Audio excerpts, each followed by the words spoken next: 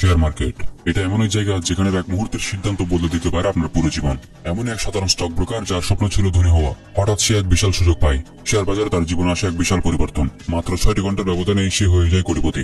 এরপর তো তার হাতে একদম জ্যাকপট লেগে যায়। কিন্তু মনে রেখো বন্ধুরা, যতটা আশা ততটাই বিপদ। শেয়ার বাজারের অন্ধকার দিকগুলো তাকে টেনে নিয়ে যায় এমন এক বিপজ্জনক যাত্রায় যেখানে এক ভুল সিদ্ধান্তে হারিয়ে যেতে পারে তার সবকিছু, এমনকি তার প্রাণটুকু। সে কি পারবে এসব বিপদ থেকে বের হতে? আসুন জানি 2019 সালের সেরা রোমাঞ্চকর ক্রাইম থ্রিলার মানে মুভির গল্প। কথা দিচ্ছি, গল্প শেষ হলে আপনাকে একটি জিনিসই ছেড়ে যাবে এই মুভি, যা হচ্ছে এক শ্বাসরুদ্ধকর উত্তেজনা। গল্পের শুরুতে দেখানো হয় কোরিয়ার সিওল শহরের একটি জায়গা ইয়োদোকে দেখিয়ে। এটি কোরিয়ার অর্থনৈতিক পাওয়ার হাউস।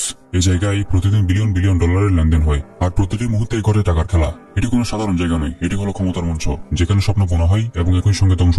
প্রতিদিন হাজারো মানুষ হাজারো স্বপ্ন নিয়ে আসে এই শহরে। আর আজকে এই শহরে এক স্বপ্ন নিয়ে এখানের এক বড় ডিএম নামক কোম্পানিতে প্রথম দিন চাকরি করতে এসেছে হিয়ন, যার স্বপ্ন সেও একদিন শেয়ার মার্কেটের একজন বড় সেরা স্টক ব্রোকার ও কোটিপতি হবে।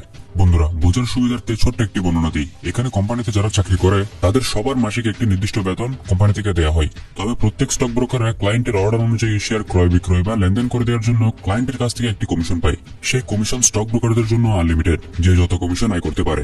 প্রতিদিন মার্কেট সকাল ঠিক 9টায় শুরু হয় আর শেষ হয় বিকেল 15টায়, অর্থাৎ বিকেল 3টায়। আর এই 6 ঘন্টার ব্যবধানে কেউ মার্কেট উল্টে ফেলে, আবার কেউ লসকে নিজেই উল্টে থাকে। এখানে স্টক ব্রোকাররা একই কোম্পানিতে চাকরি করে ঠিকই, তবে এখানে সবার একটি আলাদা আলাদা টিম ভাগ করা আছে। আর এই কোম্পানির একটি টিমে চাকরি হয়েছে হিয়নের। সে এসে তার টিম মেম্বারদের সাথে আলাপ হয়। কিছুক্ষণ পর সেই কোম্পানির বস অফিসে আসে আর সবাইকে ভালোভাবে কাজ করার জন্য উৎসাহিত করে এবং বলে, চলো মার্কেট উল্টে ফেলা যাক। এরপর সময় 9টা বেজে যায় আর সবাই স্টক ব্রোকিং এ লেগে পড়ে। সকল কর্মচারীরা কিভাবে বেশি ক্লায়েন্ট ধরে কমিশন আয় করা যায় তাতেই ব্যস্ত ছিল। পুরো অফিসের সবাই কাজে ব্যস্ত।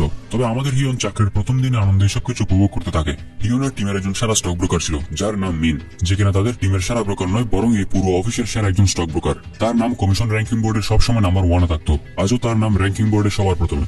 এভাবে উত্তেজনাপূর্ণ 6 ঘন্টা কাজের মধ্য দিয়ে বিকাল 3টা বেজে যায় আর সবাই কাজ বন্ধ করে দেয়।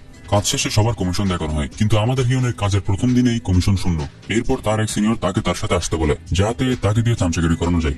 এইভাবে করতে করতে সময় পার হতে থাকে। হিয়নের সময় এখন তার সিনিয়রদের চামচাগিরি করতে করতেই যাচ্ছে। একদিন হিয়ন একটি লাইটার কিনে। বন্ধুরা, এই লাইটারের কথা মনে রাখবেন, গল্পের শেষে একটি চমক আছে। এটি কোনো সাধারণ লাইটার নয়, এটি দিয়ে কথা রেকর্ড করা যায়। হিয়ন এটা এই জন্য কিনেছে যাতে সে তার সিনিয়রদের মার্কেট বিষয়ে গুরুত্বপূর্ণ কথাবার্তা ভুলে গেলে তা পরে সে শুনে মনে রাখতে পারবে। সময় পার হতে থাকে, কিন্তু হিয়নের জীবনে কোনো পরিবর্তন আসে না। সে একে তো কোনো কমিশন আয় করতে পারে না, উল্টো তার সিনিয়রদের চাকরামি তো আছেই। এই কোম্পানিতে তার আপন বলতে ছিল তার এক বন্ধু, যার নাম জুন, যে কিনা হিয়নের কলেজ লাইফের বন্ধু। হিয়ন তার বন্ধু জুনকে দেখে সবসময় জেলাস ফিল করতে থাকে, কারণ জুনের বাবার শেয়ার মার্কেটের উসং নামের একটি বড় কোম্পানি রয়েছে। সে এক্সপিরিয়েন্সের জন্য এই ডিএম কোম্পানিতে চাকরি করছে। সুদর্শন একটি দারুণ চেহারাও আছে। তার বন্ধুর কাছে শুধু ব্যক্তিত্বই নয়, বাবার বিশাল সম্পত্তির প্রভাবও আছে, তাই মেয়েরাও সহজে তার প্রতি আকৃষ্ট হয়। অন্যদিকে বেচারা হিয়নের বাবা একজন ফার্মার, উল্টো সে এক টিচারের প্রেমে আছে, যে কিনা তার মতো মিডল ক্লাস। তবে তাও তারা দুজন অনেক ভালো বন্ধু ছিল। একদিন রাতে জুন হিয়নকে বলে, কয়েক বছর চাকরি করে এক্সপিরিয়েন্স নিয়ে নিজের একটি ইনভেস্টমেন্ট কোম্পানি খুলবো। তবে তখনই সে একটি গোপন কথা বলে। সে বলে, আমার টিমের লিডার ফোন দিয়ে কল করে গোপন তথ্য নিয়ে শেয়ার কিনছিল। হিয়ন বলে, এটি ইলিগাল, ধরা পড়লে লকাবে যেতে হবে। জুন বলে, ধনী হতে গেলে তো বন্ধু একটু রিস্ক খেলতেই হবে, তোর মতো সরল সিধ হয়ে বসে থাকলে তো আর কিছু হবে না। তার কথাবার্তা হিয়নকে অনেক মোটিভেট করে।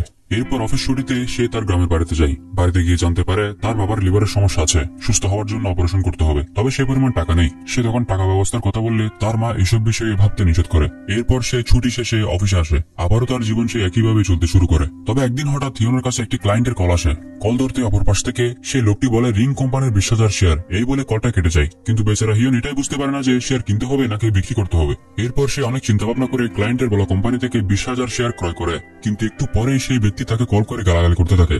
সে বলে, আমি তোমাকে শেয়ার বিক্রি করতে বলেছিলাম, তুমি ক্রয় কেন করেছো? এবং সে তার ক্ষতিপূরণ চাই। এরপর তাদের টিমের সবার বোনাস থেকে ক্ষতিপূরণটি কেটে নেওয়া হয়, যা প্রায় 50,000 এর কাছাকাছি। তখন তার টিমের মেম্বাররা তাকে দোষারোপ করতে থাকে। তাকে বলে সে কেন তার জঘন্য মাথাটি ব্যবহার করলো। যদি না জানতে তাহলে কেন মাথা মোটাগিরি করেছো। তার টিমের লিডার তো তাকে পুরো চাকরি থেকে বের করে দেওয়ার ধমক দেয়। এরপর তারা চলে যায়। রাতে হিয়নকে দেখানো হয় আজকেও সে সবার কমিশনের কথা চিন্তা করছে। তার কমিশন আজকেও শূন্য, বরং তার জন্য আজ তার টিমকে ক্ষতিপূরণ দিতে হয়েছে।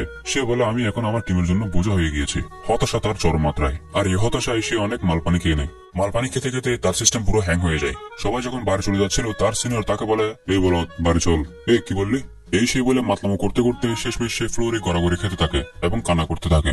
তার এই দুর্দশা তখন দেখতে পায় তাদের কোম্পানির সেরা স্টক ব্রোকার মিন। তার এই অবস্থা দেখে মিনের মায়া হয়। মিন হিয়নকে তখন একদিকে সাইডে নিয়ে যায়।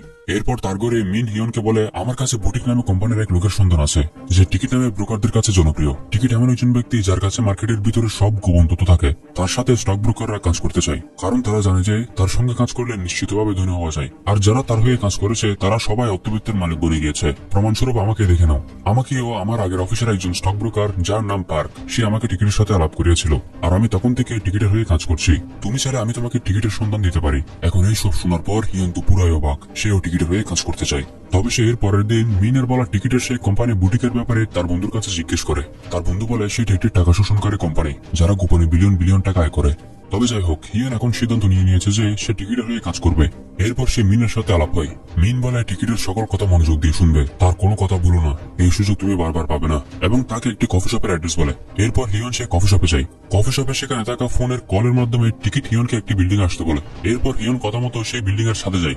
আর তখনই আমাদের প্রথমবারের মতো সেই টিকিটকে দেখানো হয়। টিকিটের ভাব সাপ দেখে হিয়ন ইমপ্রেস হয়। তখন টিকিট বলে, আগামীকাল তোমার কাছে একটি ক্লায়েন্টের কল আসবে, এবং সেই ক্লায়েন্টের সিমালেসের নামক অ্যাকাউন্ট দিয়ে তোমাকে একটি কোম্পানির কিছু শেয়ার কিনতে হবে। লেনদেন হবে $50 মিলিয়ন, সেখান থেকে লাভ হবে $2 মিলিয়ন, আর তুমি পাবে $500,000। এই কথা শুনে হিয়ন তো পুরো হতবাক, কেননা $500,000 তার বেতনের 2-300 গুণ।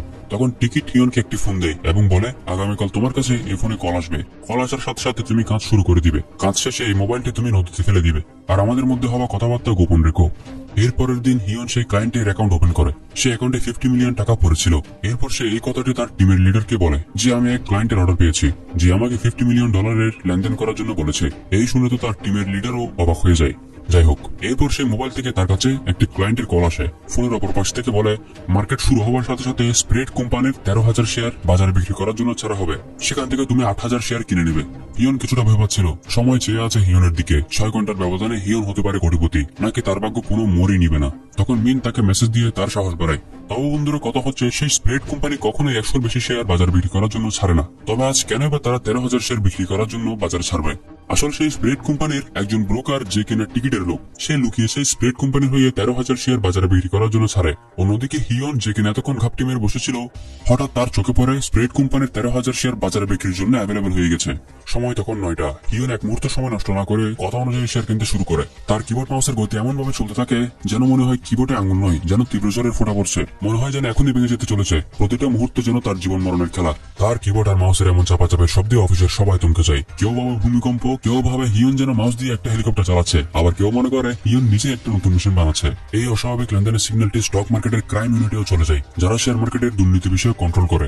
অন্যদিকে স্প্রেড কোম্পানির মালিক যখন দেখতে পায় তার কোম্পানির এতগুলো শেয়ার বাজারে সস্তায় বিক্রি করার জন্য ছেড়ে দেওয়া হয়েছে, সে তো পুরাই তার ছেড়ে হয়ে যায়। আর সে দড়ি ছেড়ে হয়ে এসে তার স্টক ব্রোকারদের তাড়াতাড়ি আবার তাদের কোম্পানির শেয়ারগুলো কিনতে বলে, কেননা পরে সেই শেয়ারগুলোর দাম বেড়ে গেলে দামের জন্য সেগুলোকে আর হাতও লাগানো যাবে না। এক এমপ্লয়ারকে তো সে, এই মিয়া তুই তো আসতে কেন, তাকে পুরো ধাক্কা দিয়ে সরিয়ে দেয় আর নিজেই শেয়ার কিনতে শুরু করে। কিন্তু যে স্টক ব্রোকার শেয়ারগুলোকে বাজারে ছেড়ে দিয়েছে, সে এক সাইডে গিয়ে আরামসে সিগারেট টানতে থাকে। তার কি দারুণ অ্যাটিটিউড রে ভাই। অন্যদিকে অন্যান্য কোম্পানির স্টক ব্রোকারও এত বড় কোম্পানির শেয়ার সস্তায় বাজারে দেখে তারাও সেই শেয়ারগুলো কিনতে শুরু করে। হিয়নের এমন কিবোর্ড চাপাচাপের শব্দ শুনে অফিসের অন্যান্য সবাই বাদেও সেই কোম্পানির বস নিজেই ক্যাবিনের বাইরে দেখতে চলে আসে। এইভাবে করতে করতে হিয়ন কথা মতো 8,000 শেয়ার কিনে ফেলে। তখন অফিসের বস সেখানে এসে এইসব দেখে তো পুরাই অবাক, কেননা কাল পর্যন্ত হিয়ন বেকার একজন ব্রোকার ছিল, হঠাৎ আজ কিভাবে সে এত বড় ডিল করে ফেলেছে। তখন বস হিয়নকে সেই ক্লায়েন্টের সাথে যোগাযোগ করাতে বলে, আর সে হিয়নের মোবাইল থেকে সেই ক্লায়েন্টকে ফোন দেয়। তবে সেই ক্লায়েন্ট বলে, আর দূর মিয়া, কাজের সময় ফোন কেন করেন, ব্যস্ত আছি, ফোন রাখেন। আসলে তার কাজ হচ্ছে গেম খেলা, যাকে অবশ্য টিকিট সাজিয়ে রেখেছে। ডিএম এর বস এই জন্য কনফার্ম হতে চাচ্ছিল, কারণ যদি এই লেনদেনটি ইলিগাল ভাবে হয় তাহলে তাদের কোম্পানি নিজেই ফেসে যাবে। এখানে সবকিছু ইলিগাল ভাবে হয়েছে ঠিকই, কিন্তু টিকিট খুব সুন্দরভাবে সবকিছু সেট করে রেখেছে। হিয়নের সিনিয়ররা তাকে বলে, এই লেনদেনটি করার আগে আমাদের সাথে ভালোভাবে আলোচনা করা উচিত ছিল। তখন হিয়ন তার সিনিয়রদের একদম তাক লাগিয়ে বলে দেয়, আপনাদের সাথে কথা বলতে গিয়ে আমার এই অর্ডারটা মিস হতে পারতো। এটা শুনে তার বন্ধু জুন তো পুরাই ফাটাফাটি হাসি দিতে বলে, পোলার সাহস দেখো, মনে হচ্ছে এখন মার্কেটের নতুন বস। তখন মিন বসকে বলে, এই লেনদেনটি করতে আমি হিয়নকে সাহায্য করেছি, আর এটি লিগাল, এটিতে কোনো সমস্যা হবে না। এই শুনে বস স্বস্তি পায়। তবে এই লেনদেনের ফলে বাজারে বিশাল প্রভাব পড়ে। এত বড় কোম্পানির শেয়ার বাজারে ছাড়ার ফলে অন্যান্য বড় কোম্পানিগুলো নিজেদের শেয়ার সস্তায় বাজারে ছেড়ে দেওয়ার জন্য বাধ্য হয়। বিনিয়োগকারীদের মাথায় যেন আকাশ ভেঙে পড়ে। কেউ হঠাৎ দেউলিয়া, আবার কেউ হঠাৎ মালামাল হয়ে যাচ্ছে, আর পুরো বাজার যেন উথল পাথর অবস্থায় চলে যায়। আসলে এইসব কিছু টিকিটেরও চাল। এই ঘটনাটির জন্য অন্যান্য কোম্পানির শেয়ারের দাম কমে গিয়েছে। এখন যে কোম্পানিগুলোর শেয়ারের দাম একদম অনেক কমে গিয়েছে, সে কমে যাওয়া শেয়ারগুলোর টিকিট তার অন্যান্য ব্রোকার দিয়ে প্রথমে কিনে নিবে। কিনতে কিনতে তখন অটোমেটিকলি শেয়ারগুলোর দাম বেড়ে যাবে এবং বাজারে সেই শেয়ারগুলোর চাহিদাও চড়াও হবে। কেননা যখন কোনো কোম্পানির শেয়ারকে বেশি কেনা হয়, তখন অটোমেটিকলি সেই শেয়ারগুলোর চাহিদা বাড়ার কারণে দামও বেড়ে যায়। আর যখন শেয়ারগুলোর দাম বেড়ে যাবে, তখন টিকিট সব শেয়ারগুলো বিক্রি করে কোটি কোটি টাকা আয় করবে। এটি হলো টিকিটের প্ল্যান। যাই হোক, এদিকে আমাদের হিম বসে বসে মাথার ভেতর হিসাব মেলাচ্ছিল। আজকে এত বড় ডিল করেছি, কমিশন তো বিশাল হওয়ার কথা। ঠিক তখনই তার বন্ধু জুন এসে বলে, হাই রে ভাই, তুই তো পুরো সিস্টেম কাঁপা দিছস। কেননা র্যাঙ্কিং বোর্ডে হিয়নের নাম ছিল সবার উপরে। হিয়ন যেন এখন স্টক মার্কেটের এক নতুন সুপারস্টার। এটি দেখে তার কলিগরা খুশি হয়। তার আজ কমিশন হয়েছে 50,000। তবে হিয়ন তো তার মূল টাকা টিকিট থেকে পাবে, যা হচ্ছে 500,000। রাতের টিকিট একটি মার্ক চো নামে একটি ব্যাংক অ্যাকাউন্ট হিয়নকে দেয়, যেখানে তার সব টাকাগুলো ছিল।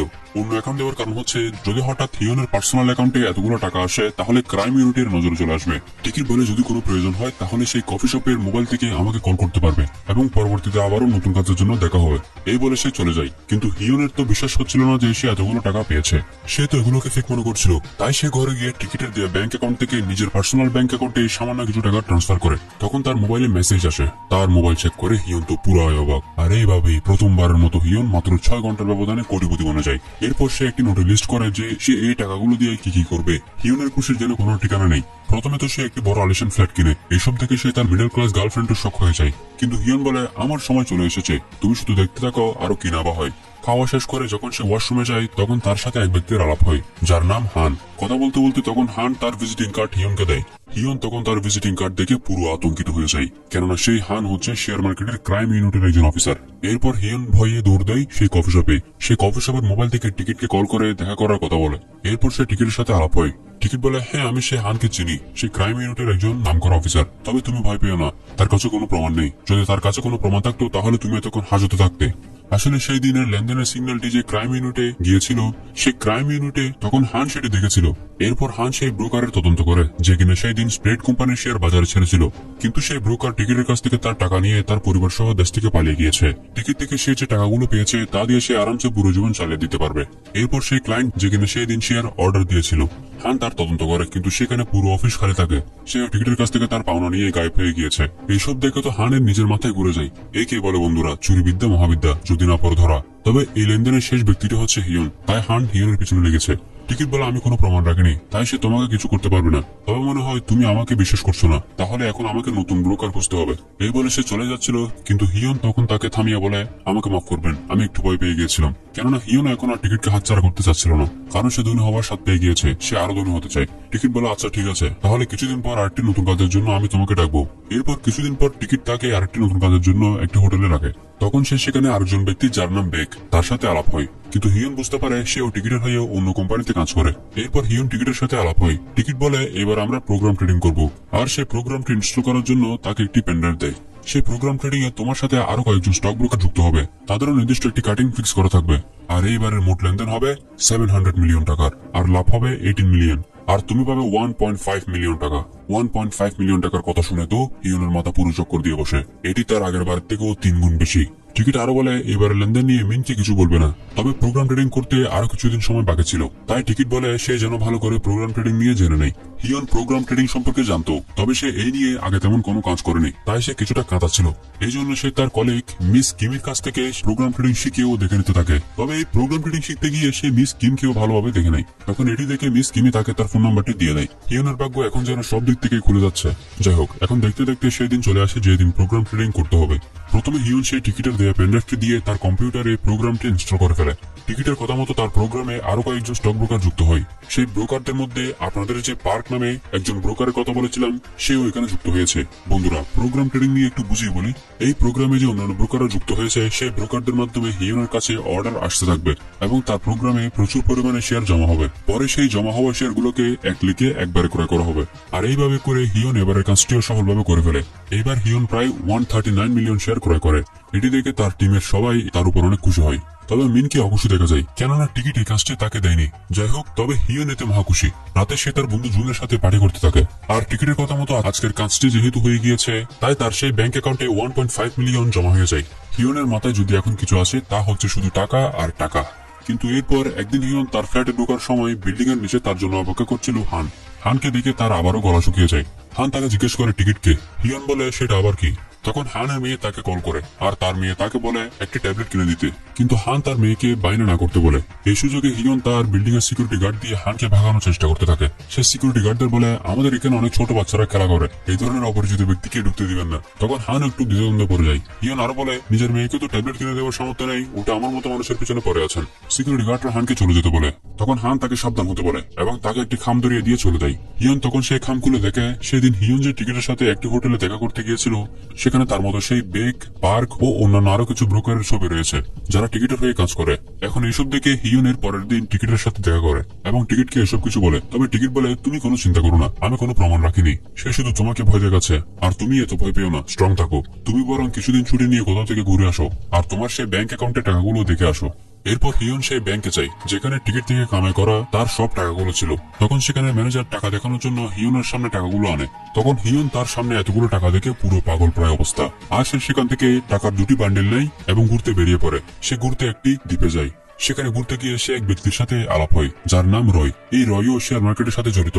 রয়ের নিউ ইয়র্কে একটি বড় ইনভেস্টমেন্ট কোম্পানি আছে। দুজনের কার্ড এক্সচেঞ্জ করে, যাতে তারা কোনো প্রয়োজনে পরে যোগাযোগ করতে পারে। এই রয়ের ব্যাপার বলতে গেলে, রয় একজন অনেক বড় বিনিয়োগকারী, যার কাছে প্রচুর পরিমাণে টাকা রয়েছে। তার সাথে হিয়ন সেখানে ঘুরে ফিরে সময় কাটায়। এরপর ছুটি শেষে হিয়ন যখন তার কাজে আসে, তখন তার কোম্পানি এক রণক্ষেত্রে পরিণত হয়েছিল, কারণ হিয়নের কিছু বড় লেনদেন ক্রাইম ইউনিটে এসেছে। তাই ক্রাইম ইউনিটের লোকেরা এখন পর্যবেক্ষণ চালাচ্ছে। এরপর ডিএম কোম্পানির আইনি পরিচালকরা তাকে ইনভেস্টিগেশনের জন্য ডাকে এবং তারা তাকে জিজ্ঞেস করে, তোমার কি এই লেনদেনগুলো ইলিগাল মনে হয়নি? এবং তাকে আরো নানা প্রশ্ন করছিল। কিন্তু হিয়ন কোনো ভয় পায় না। টাকা শুধু তাকে কোটিপতি বানায়নি, একই সাথে কনফিডেন্টও বানিয়ে দিয়েছে। হিয়ন বলে, আমার কাজ হচ্ছে শুধু ক্লায়েন্টের কথা অনুযায়ী শেয়ার ক্রয় বিক্রয় করা। আমি শুধু সেটাই করেছি, সেগুলো ইলিগাল কিনা তা আমার দেখার বিষয় না। আর আমি শুধু একা টাকা কামাইনি, এই কোম্পানিকেও আমি টাকা কামিয়ে দিয়েছি। এইভাবে সব প্রশ্নের উত্তর দেওয়ায় তারা চুপ হয়ে যায় এবং তাকে ছেড়ে দেয়।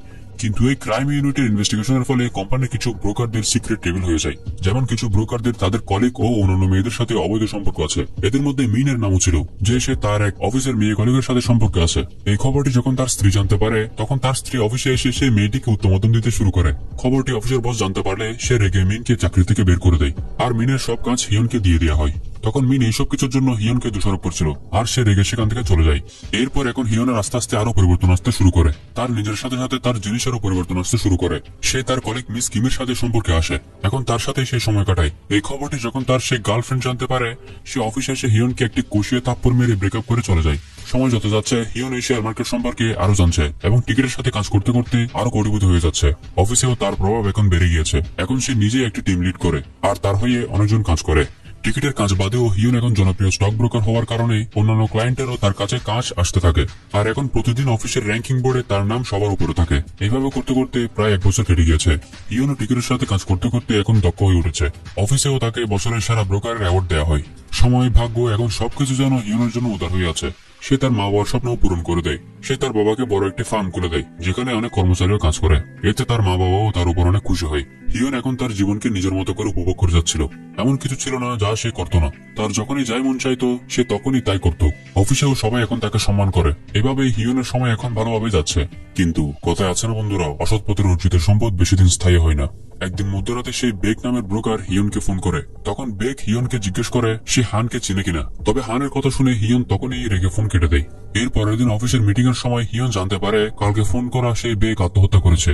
এখন সেখানে পুলিশ এসে হিয়নকে ইনভেস্টিগেশনের জন্য ডাকে, কারণ কালকে বেকের শেষ কলটি হিয়নকে করা হয়েছিল। তবে হিয়ন বলে, আমি সেটি প্র্যাঙ্ক কল মনে করে কেটে দিয়েছিলাম। তখন পুলিশ তাকে ছেড়ে দেয়। এরপর যখন সে চলে আসছিল, তখন পার্কিং স্লটে তার সাথে আবারও হানের দেখা হয়। এইবার হান টিকিটের সাথে সাথে সেই বেকের ব্যাপারেও আবারও হিয়নকে জিজ্ঞেস করতে শুরু করে। হিয়ন রেগে মেগে হানের উপরে চড়াও হতে শুরু করে। তখনই হান বলে, কালকে বেক ও আমি দেখা করেছিলাম। দেখা করার পর সে আত্মহত্যা করেছে। সে আমাকে টিকিটকে ধরতে সাহায্য করতে চেয়েছিল। তার কাছে তো অনেক টাকা আছে, তাহলে সে কেনই বা আত্মহত্যা করবে? নাকি আমার সাথে দেখা করার পর আমার কথায় কষ্ট পেয়ে আত্মহত্যা করেছে? এর মানে হান বলতে যাচ্ছে বেক আত্মহত্যা করেনি, তাকে কেউ হত্যা করেছে। তবে হানের কথায় এটি বোঝা যাচ্ছে যে বেককে আর কেউ নয়, টিকিটই মেরেছে। এটি শুনে হিয়ন তো পুরো থমকে যায়। এরপর হিয়ন ঘরে গিয়ে ওদিনের হানের দেয়া খামের ছবিগুলো সে দেখে, যেখানে কয়েকজন ব্রোকারের ছবি ছিল যাদের হিয়ন চিনে না, কিন্তু তাদের মধ্যে সেই বেক ও পার্কের ছবিও ছিল। এরপর হিয়ন অফিসে গিয়ে সেই দিনের প্রোগ্রাম ট্রেডিং এর রেকর্ডিং ডিটেল যখন সে চেক করে, সেই ব্রোকারদের মধ্যে বেক ও পার্কের নামও ছিল।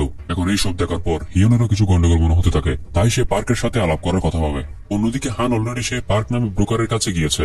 হান পার্কের বিভিন্ন ডিলিং এর ছবি ও টিকিটের কথা বলে তাকে ধমকায় এবং তাকে টিকিটকে ধরতে সাহায্য করতে বলে, না হয় হাজতে পাঠাবে। হান তাকে ধমকিয়ে সেখান থেকে চলে আসে। এতে পার্কের অবস্থা খারাপ হয়ে যায়। সেদিন রাতে পার্ক মিনের সাথে দেখা করে। পার্ক বলে, আমরা তো শুধু টিকিটের কথায় কাজ করেছি, কিন্তু এখানে টিকিটের কিছু হচ্ছে না, উল্টো আমরাই ফেসে যাচ্ছি। তখন তারা হানের সাথে হাত মিলানোর উদ্দেশ্য করে। এরপর তারা দুইজন হানের সাথে একটি হোটেলে আলাপ হয়। তারা দুজন বলে যে টিকিটকে ধরতে যা যা সাহায্য লাগবে আমরা তোমাকে তা করব। তখনই আবার সেই হোটেলে দেখা যায় হিয়নের বন্ধু জুনকে। সে তার এক পরিচিত আঙ্কেল, যে কিনা ক্রাইম ইউনিটে হানের সাথে কাজ করে, সে তার সাথে কথা বলছিল। কথা বলতে বলতে সেই আঙ্কেল তাকে বলে, তোমাদের কোম্পানির কিছু ব্রোকারদের নাম ক্রাইম ইউনিটে এসেছে, তাদের মধ্যে সবার টপে আছে হিয়নের নাম। আর হান পাগলা কুকুরের মতো তার পিছনে লেগেছে। এটি শুনে জুন চিন্তিত হয়। আগামী দিন হিয়ন পার্কের সাথে আলাপ হতে তার অফিসে যায়, কিন্তু পার্ক তার ক্যাবিনে থাকে না, তাই হিয়ন চলে আসতে থাকে। সে যখন চলে যাচ্ছিল তখন সেই কোম্পানির বিল্ডিং এর ছাদ থেকে কে যেন একটা লাফ দিয়ে আত্মহত্যা করেছে, কিন্তু এটি আর কেউ নয়, এটি ছিল পার্ক। তখন হিয়নও সেই কিলারকে দেখতে পায় যে তার ছবি তুলছে। এরপর হিয়নের আর বুঝতে বাকি থাকে না যে এটি কোনো আত্মহত্যা নয়, এটি একটি প্ল্যানিং মার্ডার। এটি বুঝতে পেরে হিয়নের দম বন্ধ হয়ে আসতে শুরু করে। এক মুহূর্তে যেন তার সব সুখ নরকে পরিণত হয়েছে। অন্যদিকে টিকিটকে দেখানো হয় সে তার কিলারকে হিয়নের কাছে একটি খাম পাঠায় তার সাথে দেখা করতে আসার জন্য। হিয়ন তার অফিসের ডেস্কে সেই খামটি পায়। খামে লিখেছিল টিকিট তাকে একটি ট্রেন স্টেশনে দেখা করার জন্য ডেকেছে, কিন্তু তার সাথে সাথে সেখানে হিয়নের সেই কিলারের তোলা ছবিগুলো ছিল। মানে টিকিট এখন বুঝে গিয়েছে যে হিয়নও তার সব খেলা বুঝে গিয়েছে। হিয়ন তখন তার অফিসে সেই কিলারকেও দেখতে পায়। হিয়নের পিছনে যেন এখন প্রতি মুহূর্তে মৃত্যুর জম ঘুরছে। এরপর সে টিকিটের সাথে দেখা করতে সেই ট্রেন স্টেশনের দিকে যেতে শুরু করে। রাস্তায় তার সাথে তার বন্ধু জুনের দেখা হয়। জুন বলে, ক্রাইম ইউনিটের হান পাগলা কুকুরের মতো তোর পিছনে পড়ে আছে। হানের কথা শুনে হিয়ন প্রচন্ড রেগে যায়। জুন বলে, তুই যে খেলায় নেমেছিস সেখানে তোকে শুধু ব্যবহার করা হচ্ছে, কাজ শেষ হলে তোকে ছুড়ে ফেলে দিবে, তোর এখন অনেক টাকা হয়েছে, এখন এইসব থেকে তুই সরে আয়। কিন্তু হিয়ন তার কোনো কথাই শুনে না। কথা বলতে বলতে হিয়ন জুনের উপর হাত তুলে দেয়। হিয়ন বলে, তোর মতো ধনী মানুষ কবে থেকে আমার কথা চিন্তা করতে শুরু করলো? এটি শুনে জুন অনেক কষ্ট পায়, কিন্তু জুন আসলে হিয়নের জন্য চিন্তা করেই তাকে এসব কথা বলছিল। এরপর হিয়ন টিকিটের সাথে দেখা করে। টিকিট এবার বলে, তোমাকে এবার একটি দেউলিয়া সিগন্যাল টেক নামের কোম্পানির শেয়ার কিনতে হবে। তখন হিয়ন টিকিটকে বলে, আপনার তো পাহাড় পরিমাণ টাকা আছে, তাহলে আপনি এই ধরনের ইলিগাল ভয়ঙ্কর কাজ কেন করছেন? আপনি তো চাইলে সেই টাকাগুলো দিয়ে শান্তিতে জীবনযাপন করতে পারেন। তখন টিকিট বলে, এখন দেখি তুমি আমাকে নিয়ে অনেক চিন্তা করছো। আমার কাছে টাকা গুরুত্বপূর্ণ না, এটা আমার একটা নেশা, আমি এসব মজার জন্য করি। আর আমাকে বেশি শিকাত আসবে না, তোমাকে যা কাজ দিচ্ছি তুমি শুধু তা করো আর নিজের লাভের টাকা নাও। অন্যদিকে হানকে দেখানো হয় সে কিমের সাথে দেখা করে, যার সাথে হিয়নের সম্পর্ক আছে। হান কিমিকে বলে, তুমি খুব শীঘ্রই জেলে যেতে চলেছ। হান তার ব্যাপারেও খোঁজ নিয়েছে। আসলে কিমিও ইলিগাল ব্রোকিং এর কাছে যুক্ত ছিল, সে ওই লিগাল ভাবে শেয়ার কিনে। এতে কিমি অনেক ভয় পেয়ে যায়। হান তখন তাকে একটি পেনড্রাইভ দিয়ে বলে, তোমাকে আমি জেলে পাঠাবো না, তবে তোমাকে পেনড্রাইভ দিয়ে হিয়নের কম্পিউটারের ডেটা আমাকে এনে দিতে হবে। এর পরের দিন প্রতিবারের মতো হিয়নের কাছে কল আসে এবং সে সিগন্যাল টেক কোম্পানির শেয়ার কিনতে শুরু করে। কথা মতো সেগুলো কেনা শেষ হয়ে যায়। তখন টিকিট আবার তাকে ফোন করে বলে আরো কিছু শেয়ার কিনতে। এটি দেখে হিয়ন তখন সেই কোম্পানির ব্যাপারে ইন্টারনেটে দেখতে শুরু করে। তখন সে ইন্টারনেটে দেখে অবাক হয়ে যায়, কেননা সেই কোম্পানিতে 2 দিন আগে আগুন লেগেছে এবং সেখানে কিছু কর্মচারীও মারা গিয়েছে। আগুন লাগায় কোম্পানির দুর্নামের কারণে সেই কোম্পানির শেয়ার হোল্ডাররা বাজারে শেয়ারগুলো সস্তায় বিক্রি করার জন্য ছেড়ে দেয়, যার ফলে সেই কোম্পানির শেয়ারের দাম পড়ে গিয়েছে। তবে হিয়নাররা বুঝতে বাকি থাকে না যে সেই কোম্পানিতে আগুন ও টিকিটই লাগিয়েছে। টিকিট এইভাবে কোম্পানির শেয়ারের দাম একদম তলানিতে নিয়ে গিয়ে পানির দামে সেই সব শেয়ারগুলোকে ক্রয় করছে।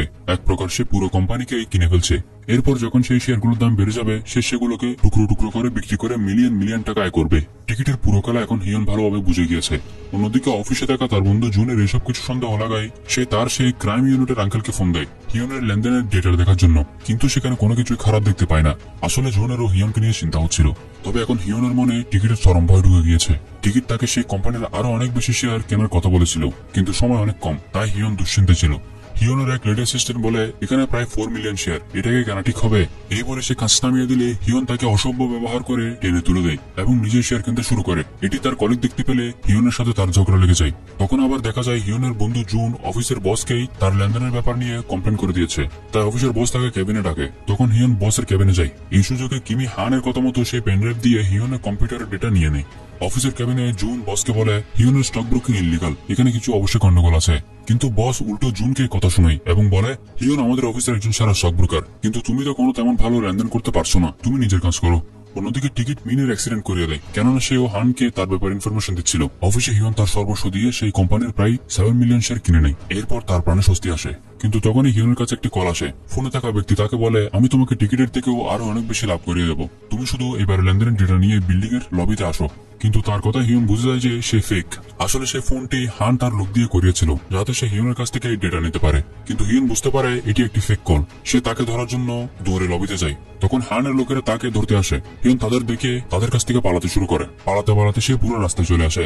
রাস্তায় টিকিটের কিলার তখন হিয়নকে মারতে আসে, কারণ টিকিটের কিলার ভাবতে থাকে হিয়ন হয়তো হানের লোকদের কাছে ধরা পড়ে গিয়েছে, তাই তাকে মেরে ফেললে সে টিকিটের ব্যাপারে আর কোনো তথ্য হানকে দিতে পারবে না। তাই কিলার হিয়নকে মারতে আসে, কিন্তু লাগালে কিলারের সাথে একটি গাড়ি অ্যাক্সিডেন্ট হওয়ার কারণে হিয়ন বেঁচে যায়। এরপর হিয়ন সে কফি শপে গিয়ে টিকিটকে কল করে। টিকিট তখন তাকে একটি হসপিটালে ডাকে। হিয়ন তখন সে হসপিটালে যায় যেখানে মিন কমায় ছিল। হসপিটালে হিয়ন, মিন ও তার পরিবারের এমন করুণ পরিণতি দেখে অনেক অনুতপ্ত হয়। টিকিট হিয়নকে বলে, হান আমার সব ব্রোকারদের আমার উপর খেপাচ্ছে, তবে তুমি তার ফাঁদে আসোনি।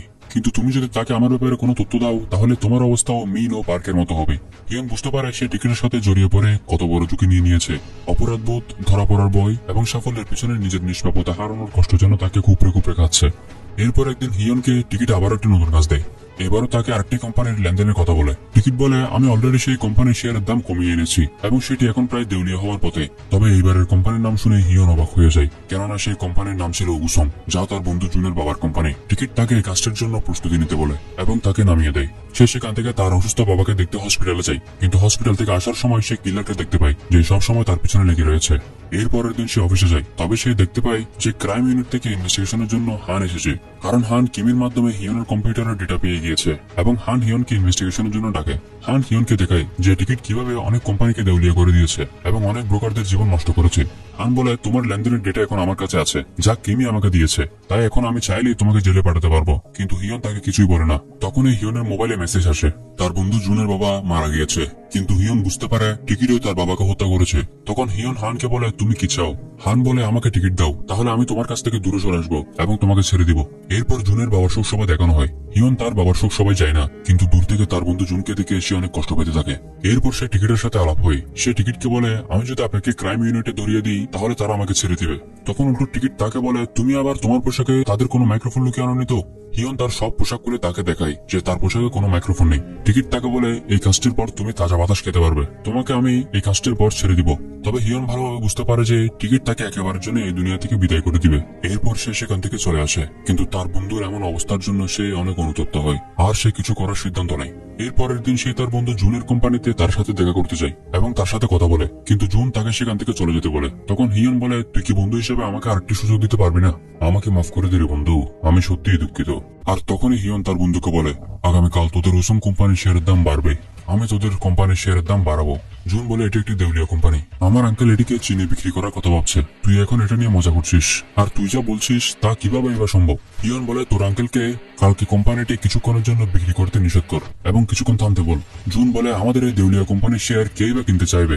তবে হিয়ন টিকিটের সাথে বছর যাবৎ কাজ করতে করতে সে শেয়ার মার্কেটের উপর দক্ষ হয়ে উঠেছে।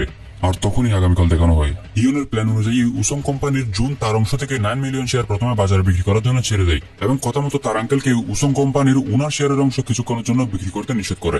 অন্যদিকে অফিসে হিয়ন মার্কেট শুরু হওয়ার সাথে সাথে সেই ছেড়ে দেওয়া 9 মিলিয়ন শেয়ারগুলোকে টিকিটের দিয়ে গ্লোবাল ইনভেস্টমেন্টের কোম্পানির অ্যাকাউন্ট দিয়ে কিনতে থাকে। অ্যাকাউন্ট বলতে প্রথম লেনদেনে ক্লায়েন্ট যেরকম হিয়নকে একটি অ্যাকাউন্ট দিয়েছিল, যা অবশ্য টিকিটে দিয়েছিল সেই ক্লায়েন্টের পরিচয়ে সেরকম, এবার সেই ক্লায়েন্টের অ্যাকাউন্ট হচ্ছে গ্লোবাল ইনভেস্টমেন্ট। হিয়ন সেই গ্লোবাল ইনভেস্টমেন্টের কোম্পানির অ্যাকাউন্ট দিয়ে শেয়ারগুলো কিনতে থাকে। তখন শেয়ার কেনার ফলে উসম কোম্পানির শেয়ারের দাম টেম্পোরারি ভাবে বাড়তে শুরু করে, কেননা আপনাদের বলেছিলাম যখন কোনো কোম্পানির শেয়ারকে বেশি কেনা হয় তখন অটোমেটিকলি সেই শেয়ারগুলোর দাম বেড়ে যায়। প্রতিবারের মতো ডিলিং এর আগে টিকিট যে ক্লায়েন্ট দিয়ে হিয়নকে ফোন করাতো, এবারও টিকিট হিয়নকে ফোন দেয়, কিন্তু হিয়ন তার কল উঠায় না। অন্যদিকে ক্রাইম ইউনিটে হান দেখতে পায় গ্লোবাল ইনভেস্টমেন্টের কোম্পানির অ্যাকাউন্ট থেকে হিয়ন লেনদেন করছে এবং সে গ্লোবাল ইনভেস্টমেন্ট কোম্পানির দিকে যেতে থাকে। তখন আবার ক্রাইম ইউনিট থেকে হিয়নের লেনদেনের কথাটি ডিএম কোম্পানিতে বলে দেওয়া হয়। তাই অফিসে ডিএম কোম্পানির আইনি পরিচালকরা হিয়নকে ইনভেস্টিগেশনের জন্য নিতে আসে।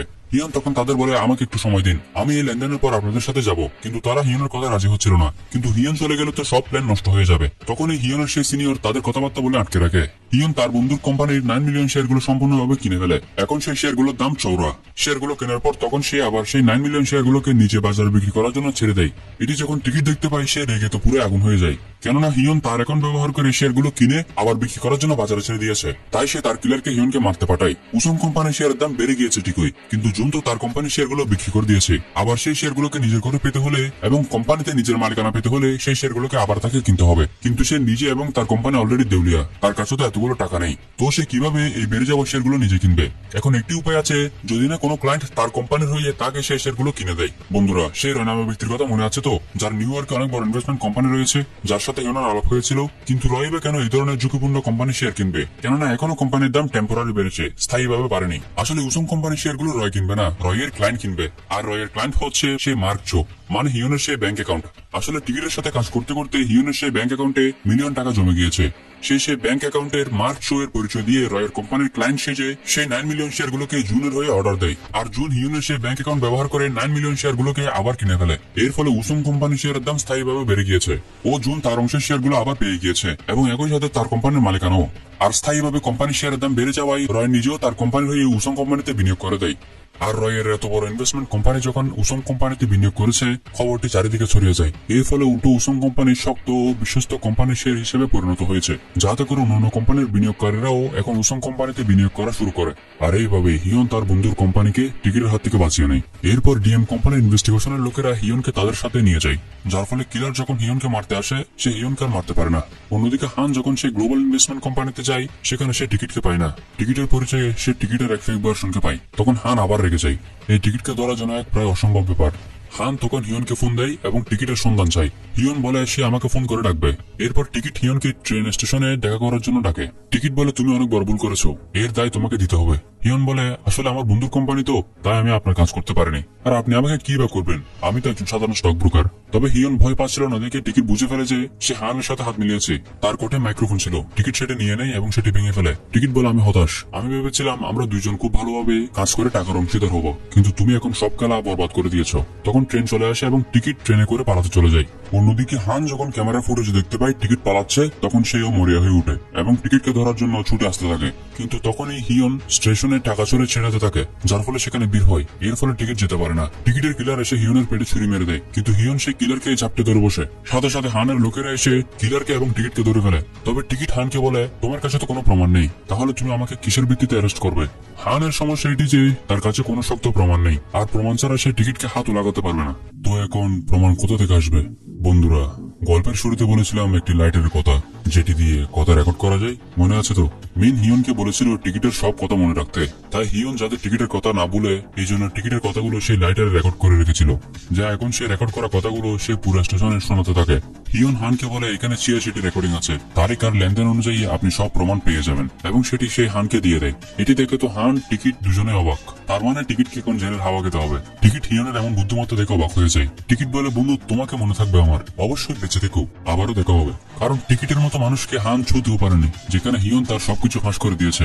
এরপর টিকিটকে যখন গ্রেফতার করা হচ্ছিল, তখন সেখানে আবারও আরেকটি ট্রেন চলে আসে। এর ফলে সেখানে ভিড় হয়। তখন লোকের ভিড়ে হিয়ন সেই ট্রেনটিতে উঠে পড়ে। তবে এটির জন্য হান মোটেও প্রস্তুত ছিল না। হিয়নকে পালাতে দেখে হান পুরো পাগলাম শুরু করে দেয়। সে তো পারলে সেই ট্রেনকে এখনই থামিয়ে দিতে চাই। টিকিটও তখন হিয়নকে দেখে হাসতে থাকে। হান তখন হিয়নকে ফোন করে বলে, তুমি পালাচ্ছ কেন? তুমি শুধু সাক্ষী, তোমাকে গ্রেফতার করা হবে না। আর তখনই হিয়ন বলে, আমি একবার ছোটবেলায় বইতে পড়েছিলাম, ভিকটিম যে কোনো মুহূর্তে সাসপেক্টে পরিণত হতে পারে, সময় হলে আমি আবার ফিরে আসবো। তবে তুমি চিন্তা করো না, আমি আরো প্রমাণ রেখেছি। টিকিট যে প্রতিবার হিয়নকে লেনদেনের জন্য মোবাইল দিত, টিকিট তাকে সেগুলো নদীতে ফেলে দিতে বলেছিল, কিন্তু সেই মোবাইলগুলো ফেলেনি। সে স্টেশনের একটি জায়গা বলে সেই সব মোবাইলগুলি তাকে দিয়ে দেয় এবং তার মেয়ের জন্য 2টি ট্যাবলেট রেখে যায়। মনে আছে তো, হানের মেয়ে তার কাছ থেকে ট্যাবলেট চেয়েছিল। মানে হিয়ন টিকিটের জন্য একদম পাক্কা ব্যবস্থা করে গিয়েছে। টিকিটের সাথে কাজ করতে করতে সে নিজে আর টিকিটে পরিণত হয়েছে। সে এখন শেয়ার মার্কেটের সবকিছু জানে। আর এইভাবে হিয়ন টিকিটের খেলা খতম করে দেয়। তবে তখনই ট্রেনের মধ্যে সে এক ব্যর্থ বেকার ব্রোকারকে দেখতে পায়। আর সে চিন্তা করতে থাকে, মানে এক টিকিট গিয়েছে ঠিকই, তবে এখন আরেক টিকিটের আবির্ভাব হয়ে গিয়েছে। বন্ধুরা, কি ভাবছেন? এখনো বুঝতে পারেনি সে নতুন টিকিটকে? সে তো আমাদের সামনে বসে আছে।